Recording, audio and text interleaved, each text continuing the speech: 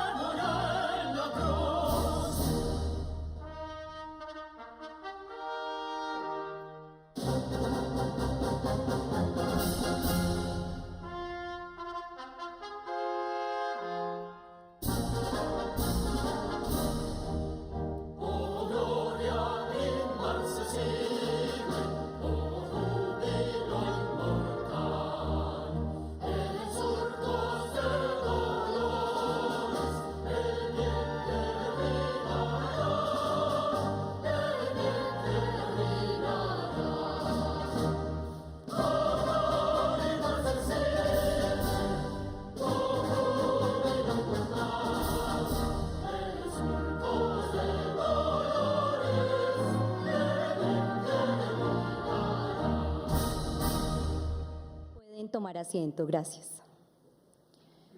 Lectura del acuerdo.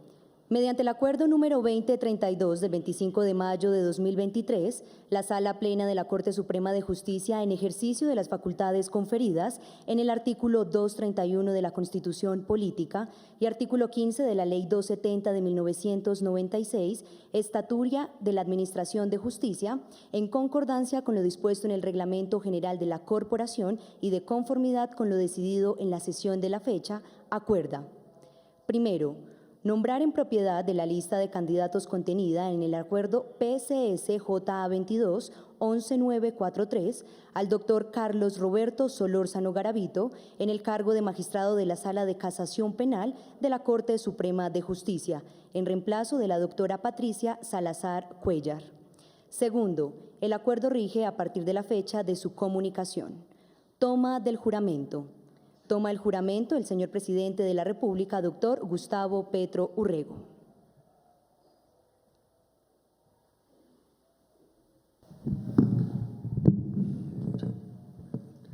Doctor Carlos Roberto Solórzano Garavito, ¿jura usted ante la patria y el pueblo de Colombia cumplir bien y lealmente las obligaciones que la Constitución y la ley confieren al empleo para el cual ha sido asignado? Sí, juro. Si así lo hiciere, la patria y el pueblo de Colombia se lo premien, y si no, ella y él se lo demanden. Gracias.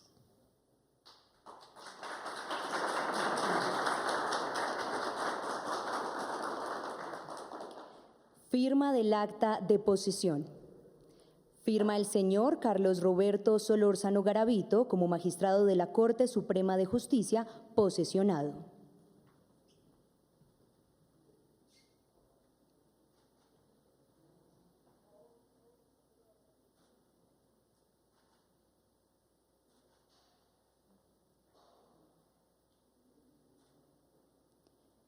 Firma el doctor Carlos Ramón González Merchán, director del Departamento Administrativo de la Presidencia de la República.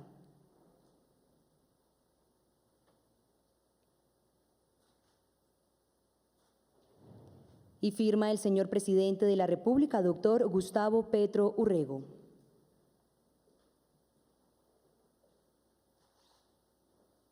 Señoras y señores, a continuación se dirige a ustedes el señor presidente de la República de Colombia, doctor Gustavo Petro Urrego.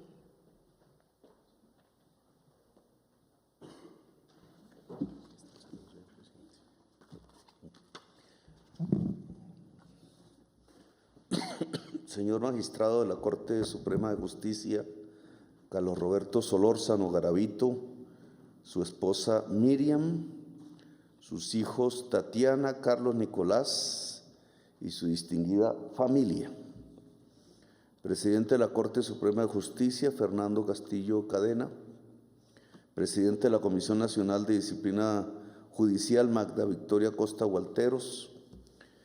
Ministros y funcionarios del Gobierno Nacional.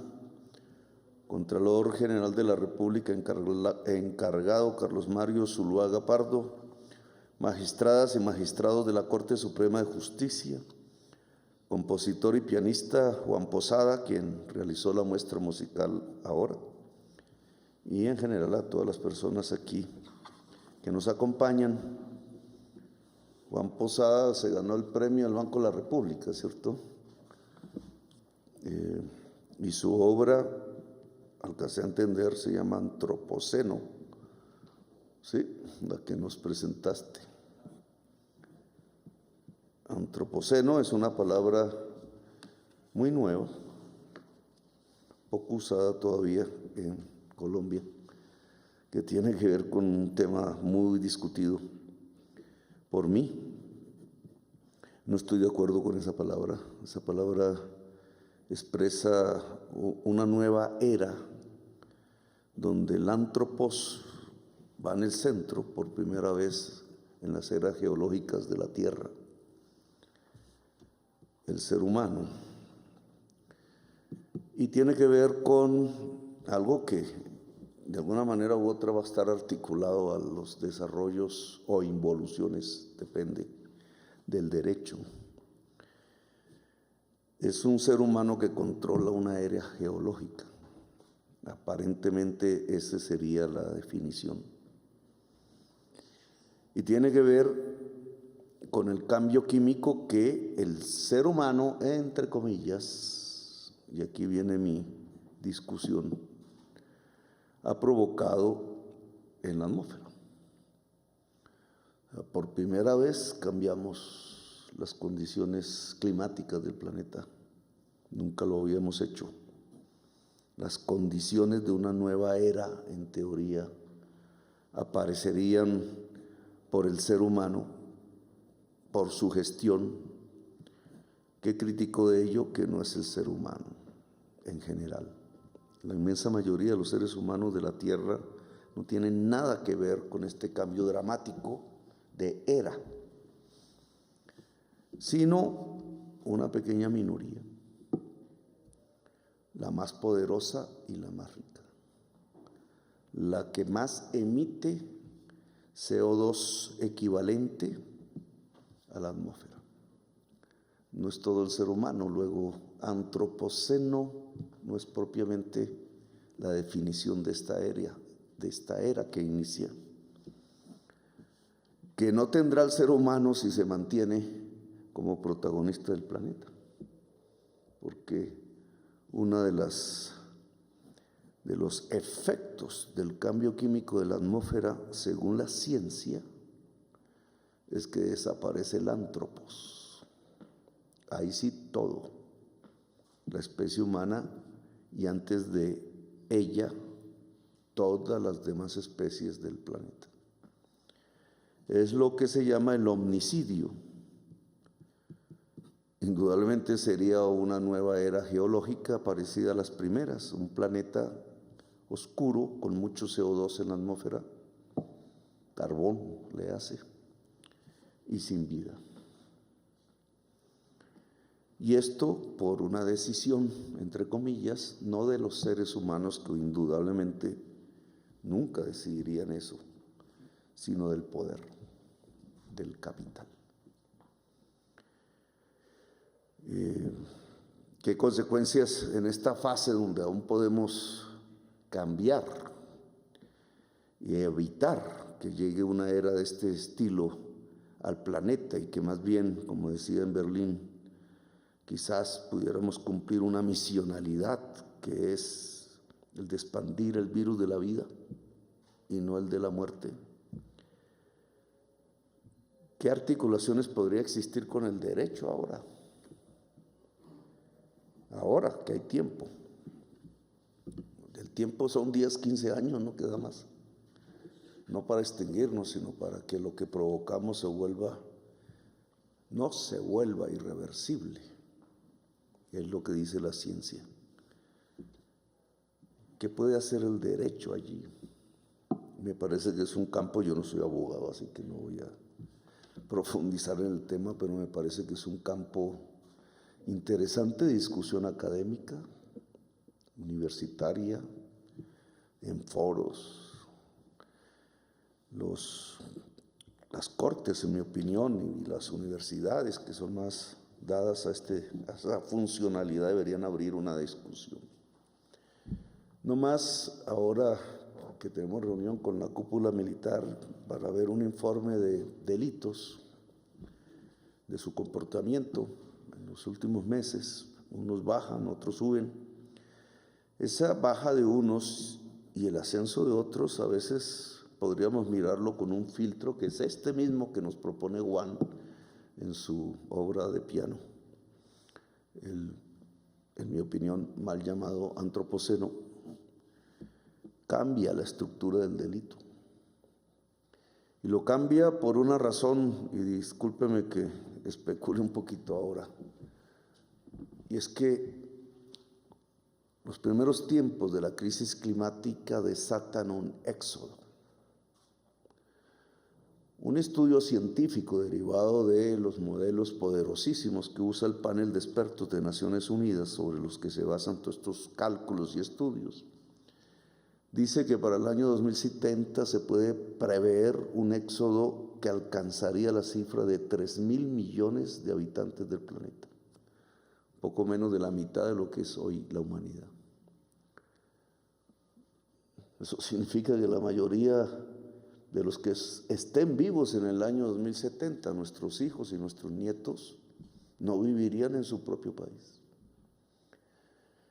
Mirado el mapa del modelo sobre qué pasaría en Colombia 2070, nuestro territorio en un 90% sería invivible para la especie humana. Y eso significa un éxodo que va creciendo en los próximos años, en el inmediato, porque 2070 uno puede decir, todavía está muy lejos, aunque todos sabemos que sería la vida de nuestros hijos y de nuestros nietos, quizás de algunos aún aquí presentes, de Juan, nuestro pianista, que viviría para esa época y tendría esto que hoy trata de bosquejar en su obra de piano, lo tendría como una realidad dramática de la especie humana. A eso se le llama el éxodo. No es simplemente la inmigración, como dicen los tecnócratas, es el éxodo del sur hacia el norte, que ya lo estamos viendo. No más abrir la página de un periódico y ya hay un accidente de un gran bote lleno de inmigrantes, entre comillas, africanos, árabes y subsaharianos por el mar Mediterráneo, creo, hacia Europa. No es sino mirar el tapón del Darién, en donde se está fracturando todos los derechos de las gentes hoy en territorio colombiano, hoy mismo, ahora, en este instante, si no es en el tapón del Darién. El año pasado pasaron 250,000 personas, mujeres, niños, de innumerables países, obviamente colombianos y colombianas, venezolanos, venezolanas, ecuatorianos, chilenos, haitianos, cubanos, subsaharianos, pakistaníes, bangladíes, etcétera. Este año se calcula que serán 500,000. No sería difícil pensar en 1 o 2 años 1,000,000. Nunca habíamos visto eso. Corriente migratoria de Colombia hacia Venezuela, quizás millones. De Venezuela hacia Colombia, quizás, ahora recién. Pero nunca un flujo permanente de pueblos del mundo cruzando el territorio nacional hacia el norte, desesperados. Es uno de los frutos de lo que Juan llamaría el antropoceno de inmediato. Y el éxodo, como decía el Papa Francisco, trae las nuevas esclavitudes. Y las nuevas esclavitudes son las redes del crimen más poderoso que haya existido. Trata de mujeres, de niños, esclavitud laboral, por ejemplo. No es sino mirar las estadísticas ya en Colombia sobre la trata de mujeres hasta donde se puede constatar. El ministro de Justicia me dirá, y está creciendo, ¿no? Y se va a impulsar de una manera que no hemos visto antes, porque son las mafias internacionales, verdaderas multinacionales, de la cual indudablemente harán parte y hacen parte colombianos y colombianas, construyendo un nuevo tipo de delito que el Papa llamaba las nuevas esclavitudes. De regreso a la esclavitud a través del éxodo, un éxodo cada vez mayor y que crecerá en el tiempo, el año entrante y el que sigue, porque está determinado por un motor enorme que es el cambio químico de la atmósfera y su efecto sobre el agua y sobre la vida. Increciendo, como dicen los músicos, increciendo.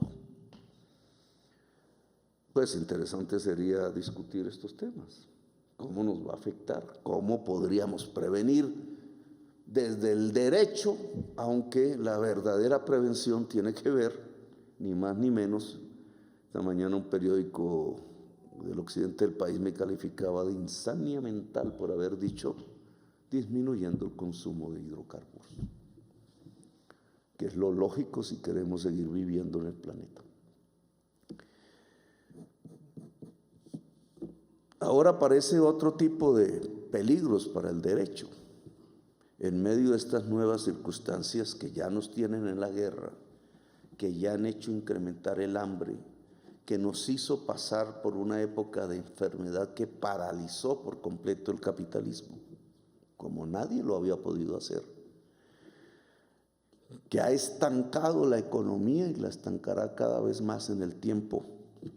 Enfermedad, pobreza, guerra, estancamiento económico, la policrisis. No estamos hablando carreta, estamos hablando de las nuevas realidades y por tanto una reestructuración del crimen y el delito que tenemos que estudiar. Ahora avanza algo, se anuncia en la prensa, que es la llamada inteligencia artificial. Yo tampoco soy ducho en este tema, pero la inteligencia artificial parece reproducir a través de los nuevos lenguajes del computador y la rapidez del software las rutinas humanas. Todo lo que es rutina es construible a través de un software. La rutina humana y la primera víctima es el trabajo típicamente capitalista, que es de rutinas. Este es un destructor del trabajo porque ese trabajador o trabajadora rutinaria se volverá un software, perderán sus empleos. Es quizás uno de los saltos más grandes en el tema del desempleo a partir del reemplazo de la rutina humana por el software. Habrá rutinas humanas que tienen que ver con matar. Habrá rutinas humanas que tienen que ver con el delito. Habrán rutinas humanas que serían sentencias y que entonces reemplazarían a los jueces unas máquinas, unas ligazones, unas articulaciones que reemplazarían al juez y la decisión humana. Podría controlarse si no es sino espichar un botón en un despacho. ¿Cómo se controlaría la inteligencia artificial en el tema de construir sentencia? Fallo sobre conductas humanas. Aquí hay otro terreno de exploración que me parece, porque esto es cuestión de 2 años, 3 años. Como todos sabemos, estas tecnologías se expanden con una enorme rapidez. ¿Qué pasa si la inteligencia artificial reemplaza la decisión libre y estudiada de un juez a partir de las rutinas judiciales? ¿En dónde queda el derecho? ¿En dónde queda el ser humano? ¿En dónde quedan las garantías? ¿En dónde queda el viejo modelo liberal que nos tocaba a nosotros defenderlo ante la ausencia de su propio defensor político? ¿En dónde queda la democracia? O, como Juan Posada nos indica en su música de piano, ¿en dónde quedaría el ser humano? La humanidad. Por algo los científicos más importantes del mundo, como Stephen Hawking, decía que aquí, en estos 2 temas que he tocado apenas, lo que ahora llaman antropoceno, mal llamado, y la inteligencia artificial, están los detonantes de la extinción de la especie, que nos lleva a, realmente, y saliéndome un poco de esta especulación del lunes festivo, a convocar un poco sobre la discusión del derecho, del papel de la rama judicial, de las libertades y derechos de los colombianos y las colombianas, del derecho a la paz, del derecho a defender la vida, ya no en los términos anacrónicos, que era casi que un llamado a la autodefensa, sino defender la vida en realidad de sus principales rivales hoy, como los que he mencionado y otros: paz, vida, democracia, humanidad. ¿Cómo podemos lograr en este entorno, en las reformas políticas que vienen discutiendo en un Congreso de la República, que es rama independiente de los 2 poderes aquí reunidos, el Ejecutivo y el Judicial, ¿cómo podemos realmente detener el que se inicie algo que se llame antropoceno, con lo que significa que es el homicidio, o se inicia algo que pueda ser la muerte de la democracia y el ascenso del irracionalismo en el mundo, o por lo menos en Colombia? Ahí sentado frente a la puerta de Brandenburgo, por donde pasaban hace unas décadas las marchas nazis, que es el fruto del ascenso del irracionalismo en una de las sociedades más racionales del mundo, la de los filósofos, la de Kant, la de Marx, la de Hegel. Más racionalidad para dónde. Y sin embargo es por allí donde al final las fuerzas políticas terminaron en una caída hacia la irracionalidad de tal magnitud que murieron 50 millones de personas en el mundo. El irracionalismo nos lleva indudablemente a los totalitarismos. ¿Cómo lograríamos en estas épocas donde los miedos cunden, donde lo que uno escucha en las ondas del mundo no son buenas noticias, sino precisamente estos ascensos irracionales que parecieran ir contra la vida, contra la humanidad, contra la libertad y contra la democracia? ¿Cómo construir los debates genuinos que nos lleven a que desde Colombia, como desde todos los rincones de la humanidad, podamos detener ese tipo de procesos? ¿Cómo incidir más en que aquí haya paz? ¿Cómo incidir más en que aquí haya vida? ¿Cómo incidir más en que aquí haya democracia? Pues no solamente discutiendo podemos solucionar estos temas, sino haciendo reformas, indudablemente. Tengo ganas de ir al Tapón del Darién, invitar a algunos magistrados a que me acompañen y ver en el sitio qué es lo que está pasando, porque creo que allí hay un holocausto de los derechos humanos. La Corte Constitucional, a través de una sentencia expedida hace unos años, nos invita a mirar el tema de La Guajira como una de las regiones más extensas, quizás con más población, en sus términos, donde lo que existe es un estado inconstitucional de cosas, es decir, una debacle de los derechos y las libertades, según esa sentencia. Esos territorios pueden irse extendiendo en Colombia, incluso en vez de irlos acotando, que creo que nuestro primer deber sería acotarlos, para que no se expandan como la normalidad nueva en un país como Colombia, que tanto ha sufrido de desastres de este estilo durante toda su historia. El Tapón del Darién, La Guajira, y seguro que podríamos hacer un largo listado de territorios en donde no es la Constitución de Colombia la que está vigente, no es el Estado social de derecho lo que impera. Quizás en estos salones fácilmente se podría decir que sí, pero es mentira. Y no solamente allí, sino en otras regiones del país. Si no hay derechos y libertades, si lo que se está produciendo es una catástrofe de la Constitución del 91, sea por el éxodo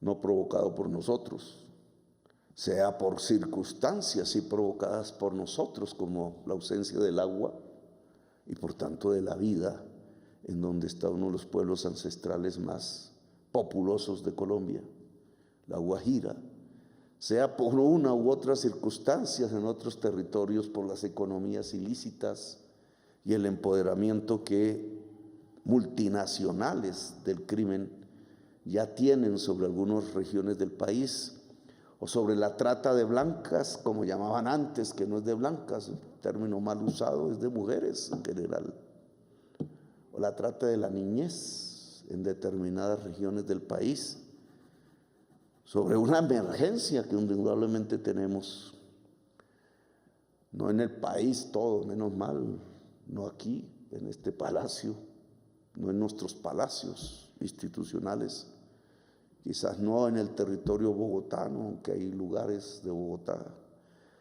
quizás no en la mayor parte del país, pero que podría expandirse como si fuese un virus, al contrario, no el virus de la vida, sino el virus de la muerte democrática. Yo creo que debemos prestarle atención a esos territorios y tratar de solucionar allí las causas que han desencadenado lo que la Corte Constitucional llama el estado inconstitucional de cosas, que no es de cosas, es de seres humanos, porque la Constitución realmente aplica sobre todo sobre el ser humano. Y me gustaría abrir de los debates, o el Congreso debería ser el sitio específico. A veces se cierra a ellos, la universidad, indudablemente, la academia que llamamos, la prensa hasta donde sea posible, las discusiones a partir de las sentencias, que es como se expresa el Poder Judicial, que es el camino jurídico propiamente dicho, de construcción de categorías, conceptos, tesis.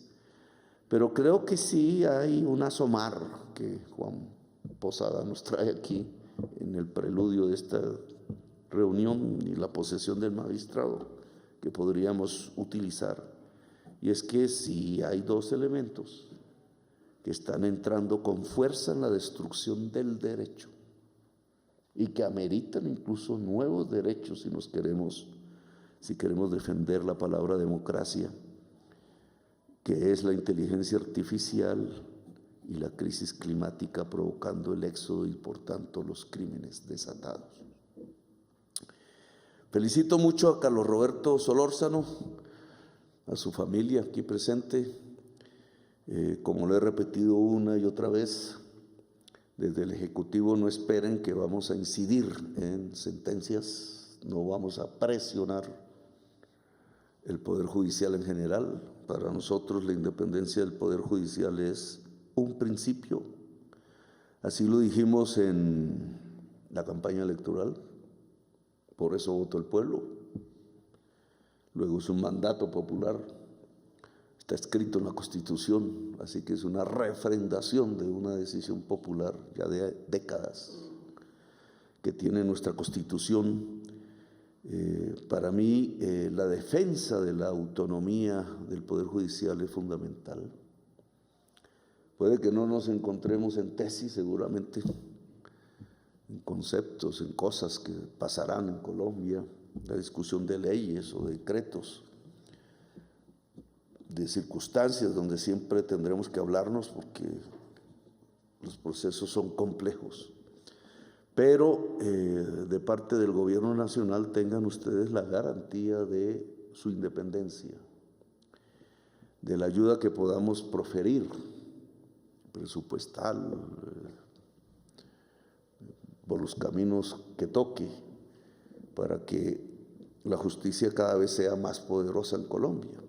La justicia como servicio, la justicia como principio. Sin justicia no hay paz. La justicia entonces es justicia para las gentes y de las gentes. Sin eso no hay paz. Y el objetivo del Ejecutivo, en el caso de mi gobierno, es eso, que las gentes tengan justicia, en el sentido amplio y en el sentido estricto de la palabra. Así que lo felicito, magistrado, y a toda su familia y a las personas, presidentes, magistrados, magistradas que han venido aquí a acompañar su posesión, y buen viento y buena mar. Gracias. Señor presidente, muchas gracias por sus palabras. De esta manera damos por finalizado el presente acto de posesión. Feliz tarde para todos.